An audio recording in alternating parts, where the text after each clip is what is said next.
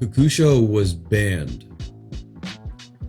What's good, YouTube? My name is Kokusho, and in today's video we're going to be starting a series where we talk about the commanders that are best for new players, and I believe that Kokusho is one of those commanders. So in today's video we're going to be talking about why Kokusho is one of the best commanders for new players, and we're going to be discussing some of the cards inside the deck so that if you plan on building this commander deck yourself, you can. Be aware that we do have a Discord. The Discord link is in the description below. You're more than welcome to join the Discord. We had a ton of people in the community that work together to build commander decks, and they are literally waiting for you right now to join the Discord to either ask for help or help other people inside the Discord if you can. So thank you for joining the Discord, and thank you for remembering to subscribe. I genuinely appreciate it. We had 50 subs in February, and now we're at 585, it says right there. So I'm genuinely appreciative, and I want to thank everyone for subscribing that did subscribe. Thank you. So like we mentioned, oh, and by the way, we do also do giveaways, and Volo Guide to Monsters is this week's giveaway. If you join the Discord, like I mentioned earlier, and you type giveaway in the Discord, you get 3 entries into the giveaway to win Volo Guide to Monsters. Okay. Now, Kokusho. So, one of the most powerful things you can do with this commander is to pair it like so. So we have some cards over here. You can equip cards like Minions Return. Minions Return is an enchantment that says when this creature dies, return that card to the battlefield under your control. So what we would do is we could equip this to Kokusho. We could have a Carry-On Feeder in play. We could have a Sanguine Bond in play, which says whenever you gain life, target opponent loses that much life. Carry-On Feeder, by the way, is just a creature that allows you to sacrifice a creature for free. We could also have a Cauldron of Souls in play, which we can tap to give a creature persist, which means if a creature went to the graveyard, if it never had a -1/-1 counter on it, it now has a -1/-1 counter and enters the battlefield. So we have that, and then we have a reanimation spell. This spell right here could be anything. There are a ton of reanimation spells here, but we're just going to choose the Exhume for the example. So technically what we would do is we could sacrifice Kokusho to the Carry-On Feeder, okay? Which means that each opponent's going to lose 5 life, and we're going to gain 15 life. Sanguine Bond reads, whenever you gain life, target opponent loses that much life. So we just gained 15 life, so one of our opponents is going to lose 15 life on top of the 5 life that they just gained. So let's just keep that in mind, because that's going to keep happening. So total damage right now we had to one individual, I suppose, or just in total would technically be 15 and then 15, so we've dealt 30 damage so far. Now Minion Return goes away. Kokusho's going to enter the battlefield because of the Minions Return trigger, which means we can sacrifice Kokusho again, and we're going to trigger 30 more life loss. Mind you, we're gaining 15 life each time Kokusho goes away. Kokusho will then re-enter the battlefield because upon this death trigger, we can tap the Cauldron of Souls to give Kokusho persist, which means that he's going to re-enter the battlefield with a -1/-1 counter. So we are now going to sacrifice Kokusho to the Carry-On Feeder again, which means that we're going to deal another 30 damage, and we're going to gain 15 more life, which we can then pay a reanimation spell like an Exhume, which is going to cause Kokusho to re-enter the battlefield again, which we can then, and you understand, you see what's happening over here, it's going to trigger again. So the purpose of this deck is really and why I think it's so easy for beginners, is because these lines are relatively simple. You're really just doing one thing over and over again, and it's just simple to see, oh, I have this card in my hand, this does this, how many times can I do this one thing in one turn until I win the game? So it's just about being patient, waiting till you have the right cards in play, and then taking advantage of it when you can. So some of the most important things that we got to do inside this deck is sacrifice Kokusho, or have the ability to sacrifice Kokusho. So here are some of the cards here that we have. The deck list is in the description below, just so you're aware. So we have Vampiric Rites, Lampad of Death's Vigil, sack a creature, each opponent loses 1 life, you gain 1 life. A Yara, sacrifice a black creature, we draw a card. Culling Dace, we get to sacrifice a creature, we can sacrifice this to draw cards. Infernal Tribute allows you to sacrifice a card in play, and then you draw a card. We have Village Rites. There are a lot of cards like Village Rites that exist. We can sacrifice a creature instant speed to draw 2 cards. A Bushmeat Poacher. We sacrifice a creature, then we gain life equal to that creature's toughness, so we would gain another 5 life if Kokusho is to go away, and then we draw a card. Disciple of Gristlebrand, so we gain life equal to the sacrificed creature's toughness, so we would gain another 5 life, essentially.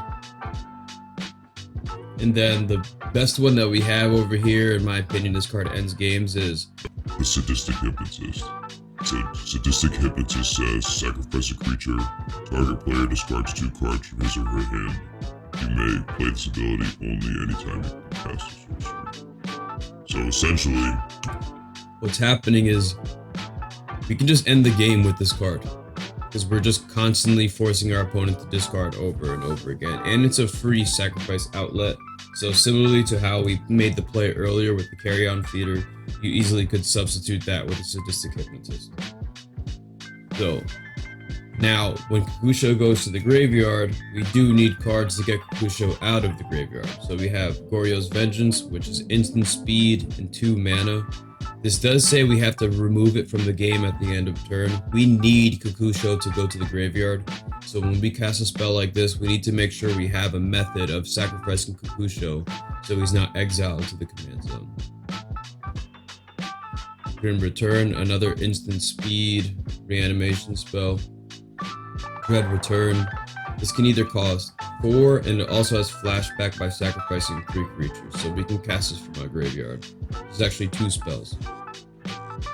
We have a sorcery at 3 mana. We have to sacrifice a creature at the end of turn, which is what we want to do anyway. So, it's a good card. We have this enchantment, Dawn of the Dead. At the beginning of your upkeep, you may return target creature card from your graveyard to play. That creature gains haste until the end of turn. Remove it from the game. So we need to make sure we partner this card with some sort of sacrifice outlet. Strands of Night, we can pay 2 mana and 2 life, sacrifice a swamp, and then we can return a creature card from the graveyard to play. A Doomed Necromancer, reanimation on a creature. And an Unholy Indenture, which is just gonna allow us to combo with Kokusho. Nightmare Shepherd essentially does the same thing, so we can exile a non-token creature.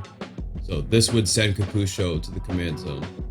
But we essentially get 2 Kokusho triggers off of a Nightmare Shepherd, which is nice. We have Chainer.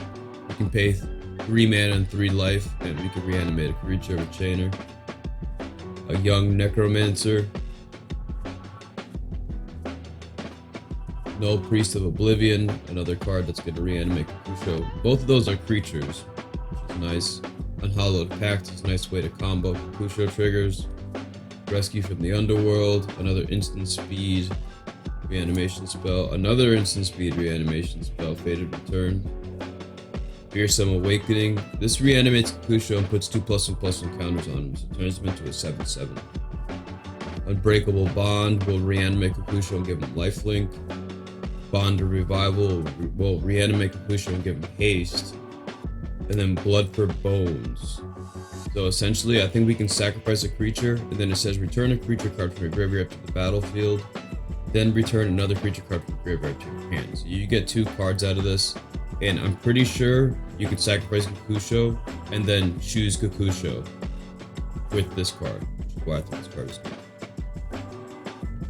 And then the final cards that we have over here are just cards that I think work really well with this commander, like Veto, Thorn of the Dusk Rose.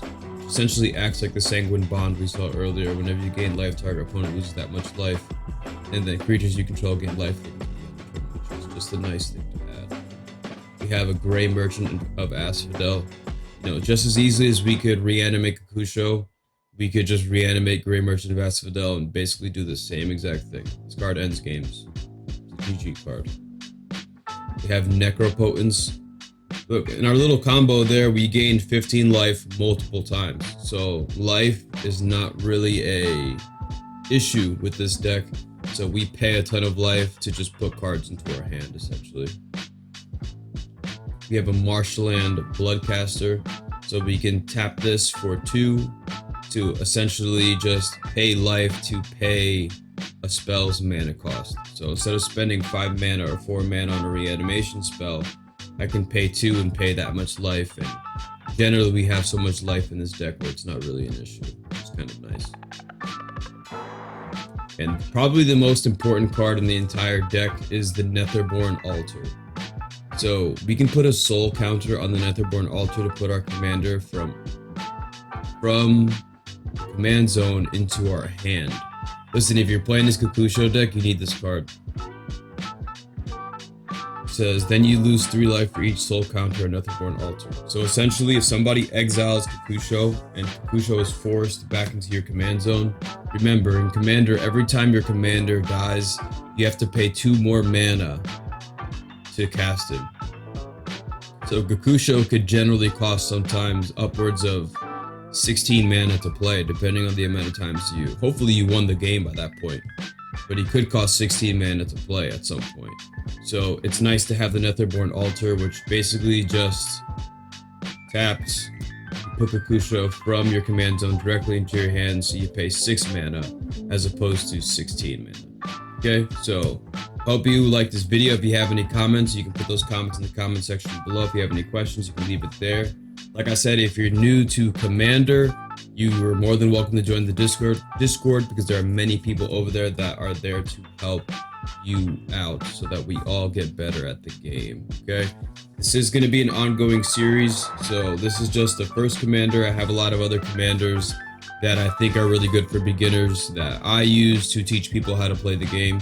So I hope you look forward to watching those videos, and just check out the playlist because there's most likely is a playlist for all the commanders that I think are good for, or best for, beginners. Okay, I always end the videos the same way. Always remember, eat healthy, okay, or as healthy as you can. Work out every single day, even if it's just for 2 minutes. And most importantly, you gotta believe in yourself, right? Peace out, people.